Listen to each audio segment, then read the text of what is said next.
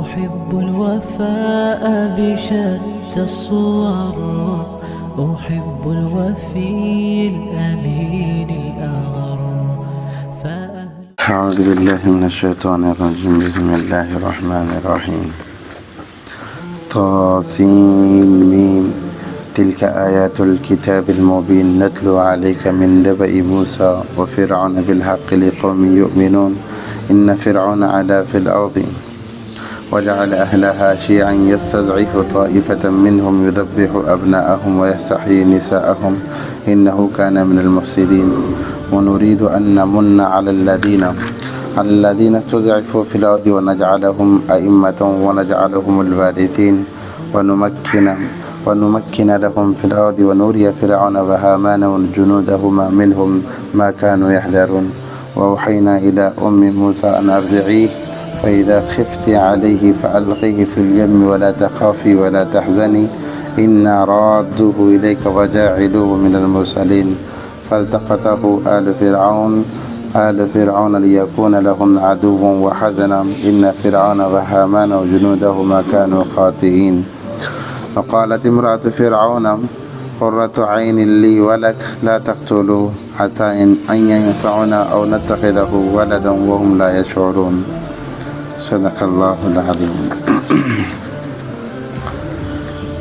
یہ سورہ قصص ہے. اس کے اندر اکثر و بیشتر موسیٰ علیہ السلام کا تذکرہ آیا ہے اور دوسرے انبیاء کا بھی اس کے اندر تذکرہ آیا ہے. اس کا نام سورہ قصص اس لیے ہے کہ جب حضرت موسیٰ علیہ السلام مدین گئے اور شعیب علیہ السلام سے ملاقات ہوئی تو وہاں پر سارا اپنے سفر کا قصہ سنا، جس کی بدولت سورہ قصص اس کا نام رکھا گیا ہے. یہ سورت مکی ہے، مکہ کے اندر نازل ہوئی ہے.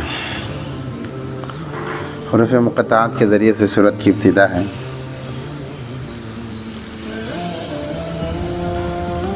حروف مقطعات کا جو ترجمہ ہے، جہاں پر بھی حروف مقطعات آتے ہیں، طا سین قاف نون جو بھی آتے ہیں، واللہ عالم بالصواب، کہ اللہ تبارک و تعالیٰ ہی زیادہ بہتر جانتے ہیں اس کا کیا ترجمہ ہے.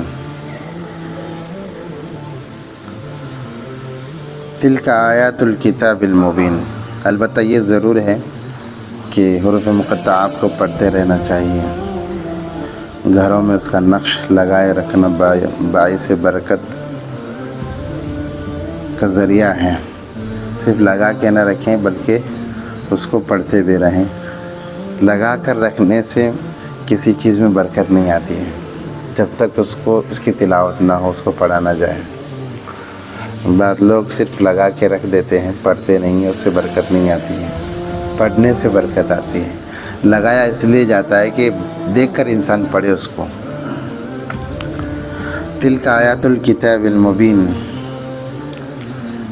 یہ وہ آیات ہیں جو واضح کتاب میں ہیں، یا پھر یہ وہ واضح کتاب کی آیاتیں ہیں اور نشانی ہیں. نتلو علیک من نبأ موسیٰ. ہم تلاوت کریں گے آپ پر موسیٰ علیہ السلام کے قصے کو، اور فرعون کے واقعے کو، بالحق حق کے ساتھ، لقوم یؤمنون تاکہ جو ایمان والے ہیں ان کی بات سمجھ میں آ جائے. یہ واقعات جو بیان ہوں گے وہ ایمان والوں کے لیے ہیں.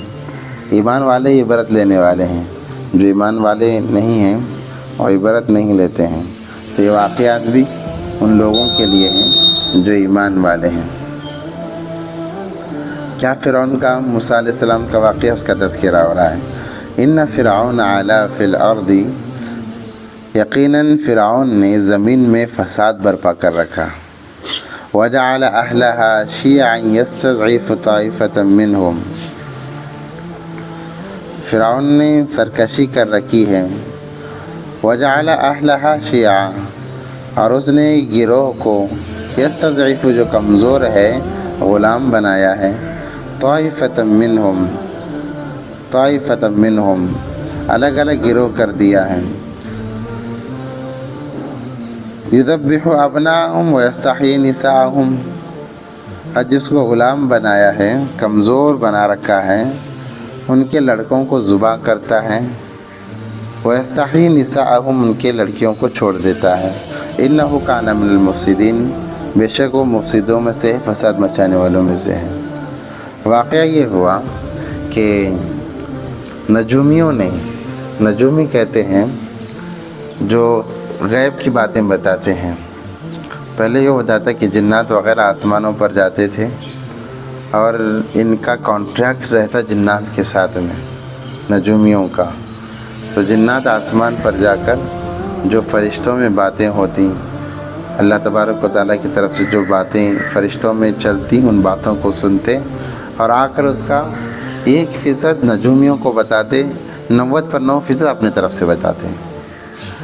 تو بعض دفعہ جو 1% بتایا ہوتا وہ صحیح ہو جاتا، لوگوں کو اعتبار ہو جاتا، جس کی وجہ سے لوگ نجومی کاہنوں کی بہت زیادہ بات سنتے تھے۔ فرعون نے خواب دیکھا کہ بیت المقدس کی طرف سے ایک آگ آئی اور اس کی ہستی کو جلا کر ختم کر دی۔ بعض تفسیروں میں ہے کہ ایک نجومی نے اسے بتایا کہ عنقریب یہ جو تمہارے غلام بنی اسرائیل ہے، اس میں ایک بچہ پیدا ہونے والا ہے جو تمہارے تخت کو توڑ کر ٹکڑے ٹکڑے کر دے گا اور اس کی حکومت قائم ہوگی۔ تو اسے ڈر شروع ہو گیا۔ بنی اسرائیل وہ قوم ہے جو حضرت یعقوب علیہ السلام سے چلی ہے۔ یعقوب علیہ السلام کے 12 بیٹے تھے، جس کے اندر یوسف علیہ السلام بھی داخل ہیں۔ جب بھائیوں نے یوسف علیہ السلام کو دشمنی کر کے کنویں میں ڈالا، پھر حضرت یوسف علیہ السلام کو قافلے کے ذریعے سے مصر لے جایا گیا اور وہاں پر بھیج دیا گیا۔ لمبا واقعہ ہے، مختصر یہ ہے کہ پھر یوسف علیہ السلام مصر میں رہے اور وہاں پر بادشاہ بنے۔ جب بادشاہ بنے تو انہوں نے اپنے بھائیوں کو بھی وہاں پر بلا لیا اور وہاں سے یعقوب علیہ السلام کے بچوں کی حکومت چلی۔ یعقوب علیہ السلام کے بچوں سے جو بھی نسل چلی ہے ان کو اسرائیلی کہا جاتا ہے، کیونکہ یعقوب علیہ السلام کا دوسرا نام اسرائیل تھا۔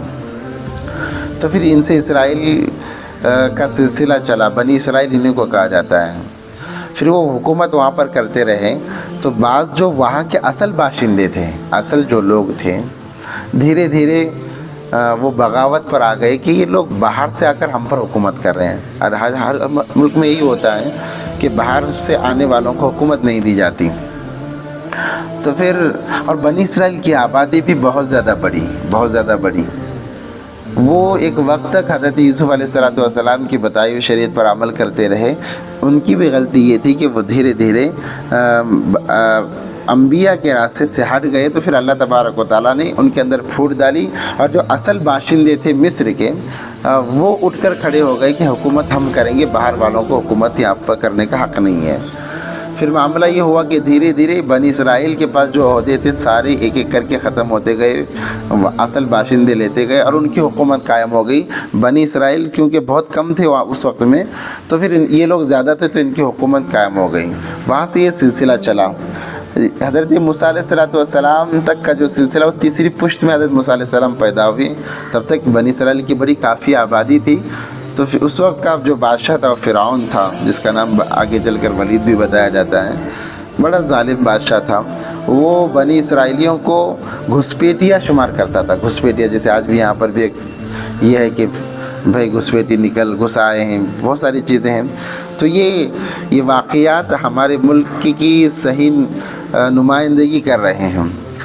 تو پھر اس وقت میں فرعون نے کیا کیا کہ یہ گھسپیٹی ہیں تو ان کو غلام بنا جائے۔ ان سارے بنی اسرائیل کی آبادی کو غلام، کئی ہزاروں کی تعداد میں تھے، ساروں کو غلام بنا لیا اور اپنا ہر کام کرایا کرتا تھا، ساروں کا سارا کام کرایا کرتا تھا، بڑا ظلم کیا کرتا تھا۔ اسی کا تذکرہ اللہ نے فرمایا ان فرعون علا فی الارض، کہ فرعون نے ظلم و زیادتی کی انتہا کر دی ہے اور ایک بڑی قوم کو اس نے غلام بنا رکھا ہے۔ ہر چھوٹا بڑا کام، بلکہ اپنے لوگوں کا کام بھی اسرائیلیوں سے وہ کرایا کرتا تھا۔ تو پھر ایک نجوم نے بتایا کہ ایک بچہ پیدا ہونے والا ہے، یہ تمہارے تخت کو ختم کر دے گا۔ جب اسے معلوم پڑا یا اپنے اس خواب کی تعبیر یہ دی گئی کہ وہ بچہ پیدا ہونے والا ہے، تو اس نے سوچا کہ کیا کیا جائے۔ اسے مشورہ دیا گیا یا پھر اسی نے یہ ترکیب سوچی کہ جو بنی اسرائیل میں بچہ پیدا ہوگا اس کو قتل کر دیں گے۔ ایسے کر کے اس نے قتل کرنا شروع کیا، یذبح ابناءہم ویستحیی نساءہم، لڑکیوں کو چھوڑ دیتا، لڑکوں کو ختم کرتا۔ بعض روایتوں میں ہے کہ 12,000 بچے اس نے شہید کرائے، اور بعض روایتوں میں ہے کہ 70,000 بچے اس نے شہید کرائے اپنی حکومت کو بچانے کے لیے۔ مگر یہاں پر اللہ تبارک و تعالیٰ انسانیت کو توحید سمجھانا چاہتے ہیں کہ جب اللہ کسی چیز کا فیصلہ کر لیتے ہیں، ساری دنیا مل کر اس فیصلے کو بدل نہیں سکتی۔ وہی ہوتا ہے جو اللہ چاہتے ہیں، وہی ہوگا جو منظور خدا ہوگا۔ اس لیے ایک تدبیر ہے، ایک تقدیر ہے۔ تدبیر الگ ہے، تقدیر الگ ہے۔ تدبیر انسان کے ساتھ خاص ہے، تقدیر اللہ کے ساتھ ہے۔ انسان ایک تدبیر کرتا ہے مگر تقدیر کچھ ہوتی ہے، وہ ہوتا وہی ہے جو تقدیر میں ہوتا ہے۔ اس لیے ہر تقدیر پر انسان کو راضی رہنا چاہیے۔ مگر ہاں، انسان اگر اپنی تدبیر شریعت کے دائرے میں کرتا ہے تو پھر اللہ تبارک و تعالیٰ اس کی تدبیر کو ہی تقدیر بنا دیتے ہیں، اس کے کام بن جاتے ہیں۔ مثال کے طور پر انسان بیمار ہے، 2 دوائیں ہیں، ایک حرام دوا جس کے ذریعے سے علاج ہوتا ہے، اور ایک حلال دوا ہے۔ حلال دوا میں تاخیر سے انسان کو صحت یابی مل رہی ہے، حرام دوا میں جلدی مل رہی ہے۔ اب انسان تدبیر کیا اپناتا ہے کہ بھائی بیمار ہوں، اچھا ہو گیا تو کافی ہے، تو حرام کو استعمال کرنے کی کوشش کرتا ہے۔ اور ایک تقدیر ہوتی ہے، تقدیر میں کیا ہوتا ہے کہ اگر یہ حرام دوا استعمال کرے گا تو یہ مر جائے گا۔ اب استعمال کر لیا تو پھر تقدیر غالب آ گئی، مر گیا۔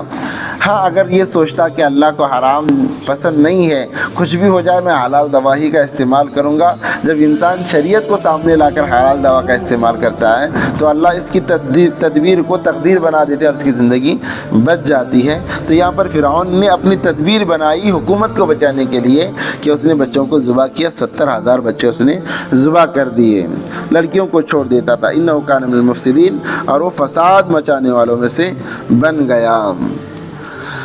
مگر اللہ تبارک و تعالیٰ کو اپنی بات کو مکمل کرنا تھا، تو اللہ تبارک و تعالیٰ نے نظام بنایا کہ لوگ کہنے لگے اگر ایسے ہی بچے شہید ہوتے گئے کہ ابھی تک تو 70,000 شہید ہو گئے ہیں، شہید ہوتے گئے تو ہمارے لیے کوئی نوکر نہیں ملے گا، ساری لڑکیاں باقی رہیں گی، لڑکیوں سے ہم کیا کام لیں گے؟ تو پھر اس نے یہ ترکیب بنائی کہ 1 سال بچوں کو چھوڑ دیتا، جو لڑکے پیدا ہوتے ان کو چھوڑ دیتا، اور 1 سال قتل کرتا، وہ بھی باقاعدہ نجومیوں کو سامنے رکھ کر کہ یہ بچہ ہو سکتا ہے، یہ بچہ ہو سکتا ہے۔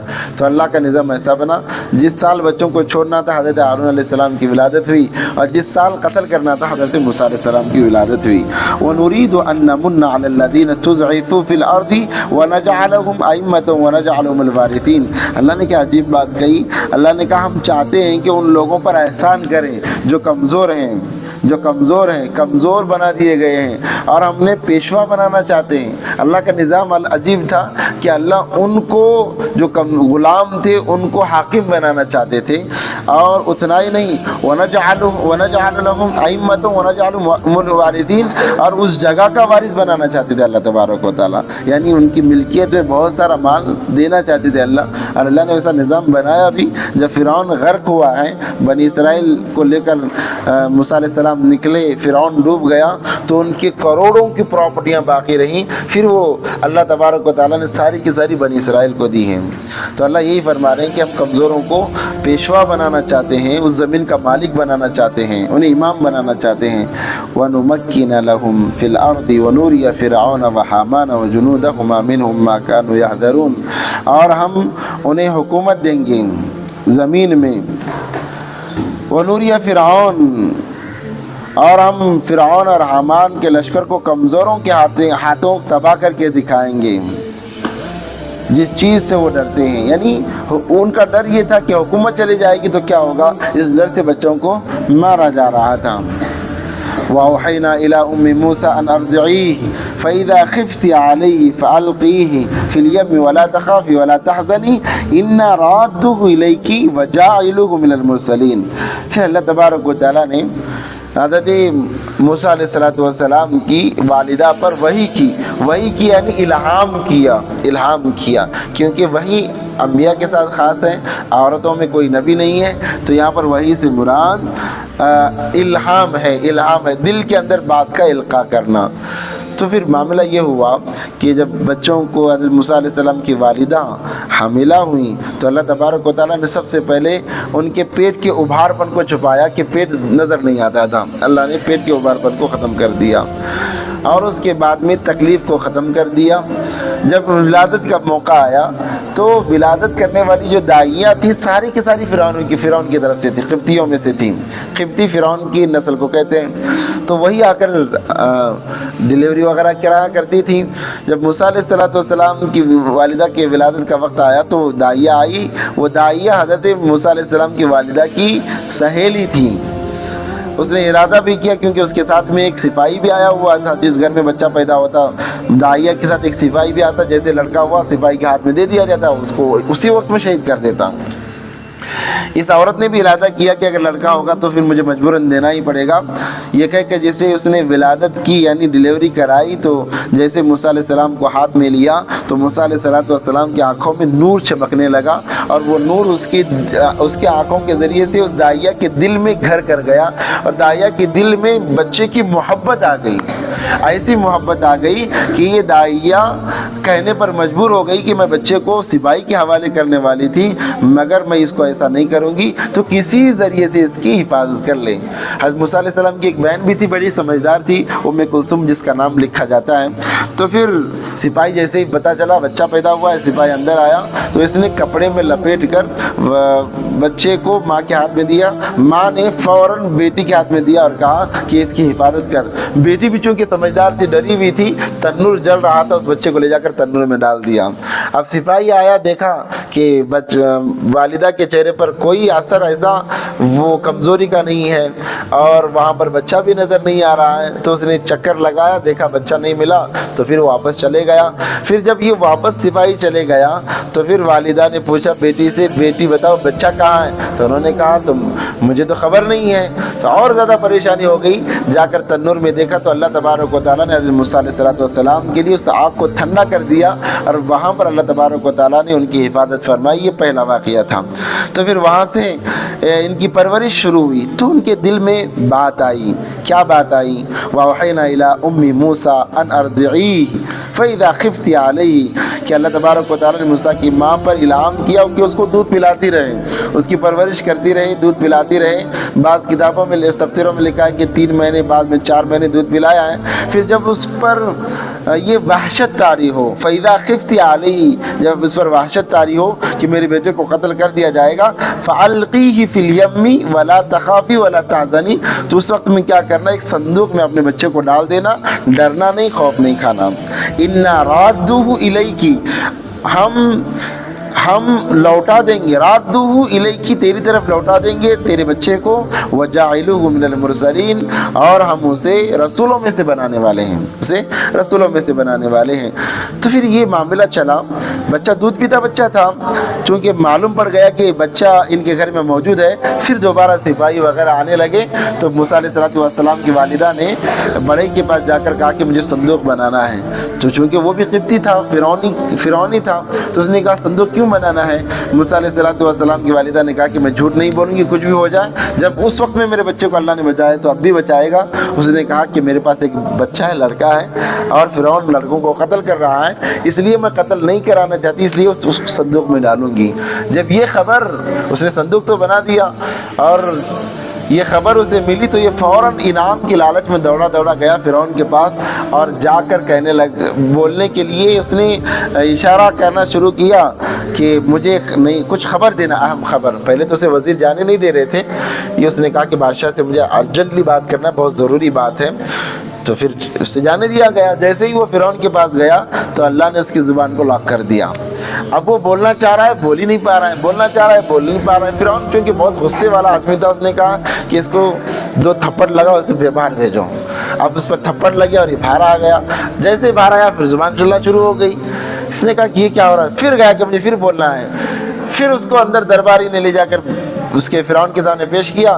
پھر بولنے کے لیے جب زبان حرکت کرتا ہے تو زبان ہی چل نہیں رہی ہے. پھر اسے تھپڑ لگایا گیا, پھر بھیجا گیا. ایسا 3 دن اس نے کیا, مگر تینوں دن اللہ تبارک و تعالیٰ نے اس کی زبان کو بند کر دیا.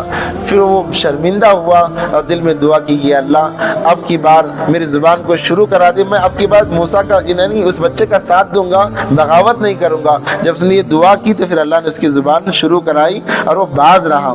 البتہ صندوق بنا کر دیا گیا تو پھر حضرت موسیٰ علیہ السلام کی والدہ نے اس بچے کو یعنی موسیٰ علیہ السلام کو صندوق میں ڈالا اور ڈال کر دریا کے حوالے کر دیا, اور اپنی بیٹی سے کہا کہ بیٹی دیکھنا کہ لوگ یہاں پر چلتے پھرتے رہتے کہ صندوق کہاں تک جاتا ہے, تو پیچھے پیچھے چلتی جانا.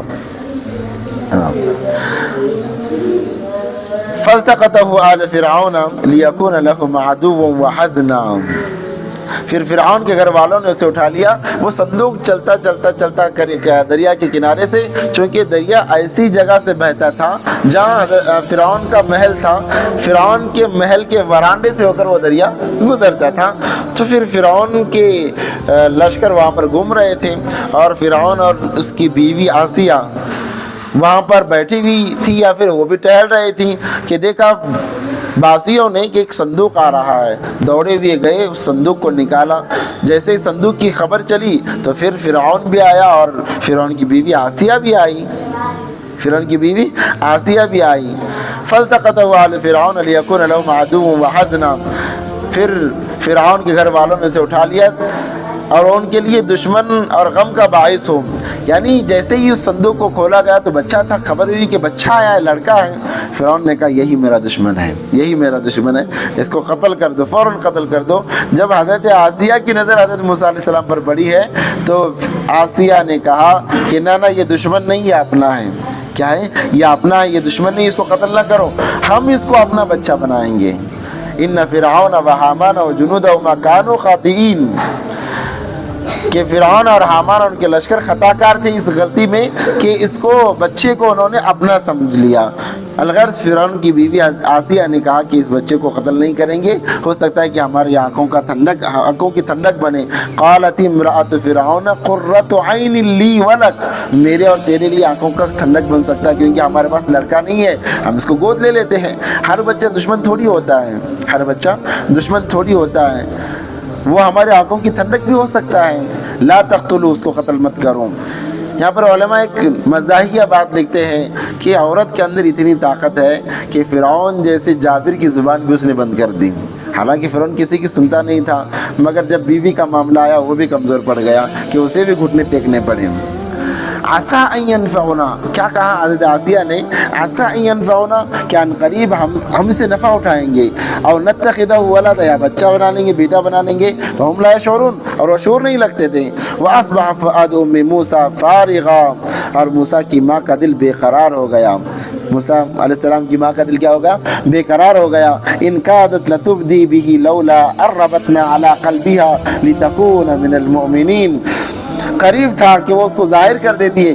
معاملہ یہ ہوا کہ جیسے ہی اٹھا لیا, اب دودھ پلانے کا معاملہ تھا, تو موسیٰ علیہ السلام کی بہن نے دیکھا اور جا کر بتایا کہ فرعون کے محل میں ہمارا بھائی چلا گیا ہے, اب کیا ہوگا پتہ نہیں ہے. پھر خبر آتی ہے کہ بچے کو دودھ پلانے کے لیے دائیاں کو بلایا ہوئے, سارے مصر کی دائیاں آئیں, کسی کا دودھ پینے کے لیے موسیٰ علیہ السلام تیار نہیں ہے. اب فرعون نے چونکہ بیوی کی بات کو بھی ماننا تھا, اب یہ پریشان ہو گیا کیا کیا جائے. صبح سے عام کر دیا گیا, جو دودھ پلائے گا, جس کا دودھ بچہ پیے گا, اس کی ہم نگہبانی کریں گے, یعنی اسے معاوضہ بھی دیں گے اور بچہ بھی اسی کے حوالے کریں گے تاکہ وہ پرورش کر کے بڑا کر کے دے دے. اب موسیٰ علیہ السلام کی والدہ کے دل کے اندر جو ڈر تھا, اس ڈر کا تذکرہ اللہ نے کہا کہ اللہ نے وعدہ کیا تھا بچے کو تمہارے پاس ہی لوٹائیں گے اور تمہیں انعام بھی دیں گے. اللہ کو یہ نظام کو پورا کرنا تھا. تو پھر موسیٰ علیہ السلام کی بہن بڑی سمجھدار تھی, اس نے آ کر کہا کہ بادشاہ سلامت, میں ایک عورت کو جانتی ہوں جو داعیہ ہے. یہ نہیں کہا کہ میری ماں ہے, میں جانتی ہوں کہ جو داعیہ بڑی نیک ہے اور ہر بچہ اس کا دودھ پی لے گا. ہر بچہ اس کا دودھ پی لے گا، یہ خبر اس نے دی، کہا کہ بلا کر لاؤ، تو پھر جا کر اس نے خوشخبری دی کہ ماں میں نے ایسے ایسے کہا، اب آئے ہیں اور آ کر ہمارے بھائی کو اپنے گلے سے لگائیں۔ موسیٰ علیہ السلام کی والدہ آتی ہیں اور آ کر جب دودھ پلانے لگی، بچہ دودھ پینے لگا، فرعون کو پھر ڈاؤٹ آیا، کہنے لگا کہ ہو سکتا ہے کہ اسی کا بچہ ہو۔ اس نے موسیٰ علیہ السلام کی والدہ نے کہا مجھے دودھ پلانے کے لیے بلایا گیا، اگر کہو گے تو پلاؤں گی ورنہ پھر واپس میں چلی جاؤں گی۔ بچے کو جب دیکھا موسیٰ علیہ السلام کی والدہ نے، ان سے رہا نہیں گیا، قریب تھا کہ وہ ظاہر کر دیتی کہ میرا ہی بچہ ہے، مگر حضرت اللہ تبارک و تعالیٰ فرما رہے ہیں کہ ہم لولا اربتنا علی قلبها، ہم نے ان کے دل کو مضبوط کر دیا کہ وہ اپنے دل کو اطمینان رکھیں۔ پھر اللہ کا نظام ایسا ہوا، اللہ موسیٰ علیہ السلام کو فرعون نے موسیٰ علیہ السلام کی والدہ کے حوالے کیا اور کہا کہ یہیں رہ کر دودھ پلانا۔ وہ کہنے لگی کہ میں بوڑھی عورت ہوں، میں روزانہ آنا جانا نہیں کر سکتی، اور آپ کے محل میں تو مجھے رہنا ہی نہیں ہے، میں اپنے گھر میں رہوں گی، اگر تمہیں پرورش کرانا بچہ میرے حوالے کرو۔ موسیٰ مرتا کیا، فرعون مرتا کیا نہ کرتا، موسیٰ علیہ السلام کو ان کے والدہ کے حوالے کر دیا گیا۔ وہ خوشی خوشی اپنے بچے کو گھر میں لائی، دودھ پلاتی، دن میں 2 مرتبہ جا کر دیدار کراتی۔ ایسا اللہ تبارک و تعالیٰ نے نظام بنایا۔ اللہ اس رکوع کے اندر اللہ یہ بتانا چاہ رہے ہیں کہ وہی ہوتا ہے جو اللہ چاہتے ہیں۔